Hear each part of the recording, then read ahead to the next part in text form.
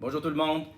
Je prends une petite minute de votre temps pour vous présenter un être extraordinaire que j'ai rencontré lors de ma deuxième mission cette année en Normandie pour souligner le 80e du débarquement. Cet homme s'appelle Richard Romer. Richard Romer, le voici. Richard Romer a combattu pendant la Deuxième Guerre mondiale. Il était aviateur. C'est un avocat aussi de formation. Il est devenu consultant par après. Et écrivain aussi, écrivain militaire. Richard Romer a eu 100 ans en janvier dernier. 100 ans. C'est l'homme le plus médaillé du Canada. Monsieur Romer, j'ai eu le bonheur de passer toute la semaine avec lui. Puis à la toute fin de la semaine, on avait une cérémonie très protocolaire avec des ministres canadiens, des ministres français, des sous-ministres, etc., etc., quelques députés de chez nous, dont moi.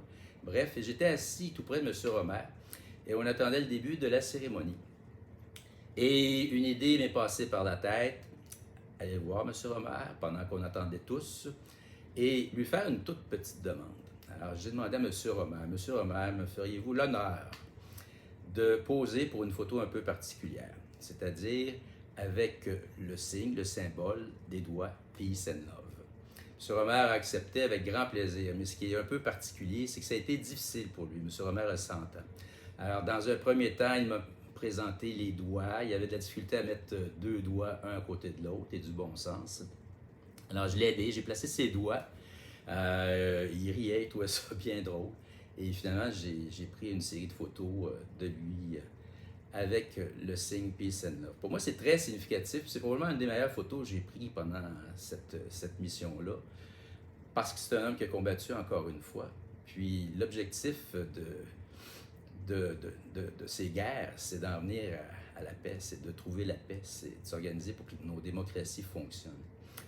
Alors, de voir un homme qui s'est battu à 100 ans, présenter le signe amour et paix, c'était pour moi très important et je vais garder cette photo très proche de mon cœur fort longtemps. Je ne vous dérange pas plus longtemps. Bonne journée à tous.